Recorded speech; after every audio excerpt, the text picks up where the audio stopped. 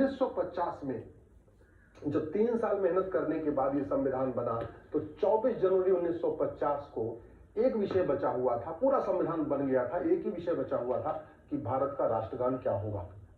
संविधान सभा के बहुसंख्यक सदस्य ये कह रहे थे कि पूरा का पूरा आजादी का आंदोलन वंदे मातरम भारत माता की जैसे हुआ है।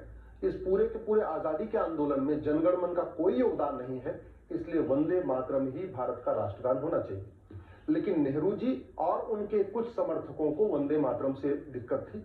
उसमें जो बाद की 8 लाइनों के बाद जो बातें लिखी हुई हैं वंदे मातरम गीत में, उससे नेहरू जी को लग रहा था नहीं भारत तो सेकुलर देश है, भारत तो ये है, भारत तो वो है, इसमें देवी देवताओं का नाम कैसे आना चाहिए।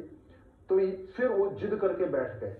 वही जिद जैसे प्रधानमंत्री बनने वाली जिद थी, वही जिद फिर शुरू हो गई नेहरू जी की कि नहीं, वंदे मातरम भारत का राष्ट्रगान नहीं हो सकता। कांग्रेस के लोग भी कह रहे थे भारत वंदे मातरम को ही राष्ट्रगान घोषित करना चाहिए, क्योंकि कांग्रेस के सारे राष्ट्रीय अधिवेशन वंदे मातरम से हो रहे थे।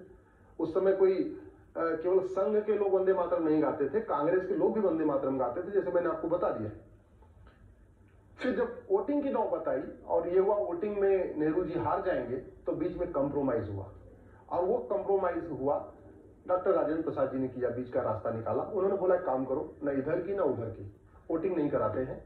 और 24 जनवरी 1950 को संविधान सभा का जो प्रस्ताव पास हुआ, उसमें साफ साफ लिखा हुआ है, डॉक्टर राजेंद्र प्रसाद जी ने कहा कि भारत के स्वतंत्रता संग्राम में वंदे मातरम का बहुत बड़ा योगदान है, इसलिए जनगण मन और वंदे मातरम दोनों को ही एक बराबर सम्मान मिलेगा, एक समान दर्जा मिलेगा, दोनों को ही एक समान रिस्पेक्ट मिलेगी। जहां वंदे मातरम गाया जाएगा वहां जनगण मन भी गाया जाएगा। ये सब बातें संविधान सभा में 24 जनवरी 1950 के प्रस्ताव में लिखी हुई। यहां तक विषय सही था, यहां तक कोई भेदभाव नहीं हुआ। दिक्कत तब हो गई जब 1971 में ये कांग्रेस ने कानून बनाया, नेशनल ऑनर एक्ट, और इसमें जनगण मन के लिए तो पूरा प्रोटोकॉल बना दिया।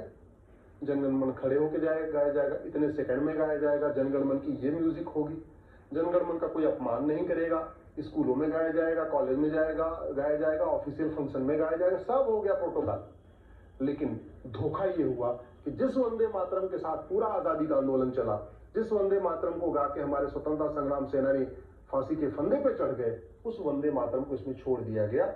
इसलिए मैं माननीय प्रधानमंत्री से निवेदन कर रहा हूं, इस घटिया कानून को या तो खत्म कर दीजिए, नया कानून बनाइए, एक नया नेशनल ऑनर एक्ट बनाइए, या इस कानून को संशोधित करिए और वंदे मातरम को एक बराबर सम्मान दीजिए। आज की डेट में वंदे मातरम न तो राष्ट्रगान है, न तो राष्ट्रगीत है, न नेशनल एंथम है, न नेशनल सॉन्ग है, कोई उसका प्रोटोकॉल नहीं है। वंदे मातरम सब लोग अपने अपने तरीके से गाते हैं, कोई 1 मिनट में गाता है, कोई 2 मिनट में गाता है, कोई 3 मिनट में गाता है।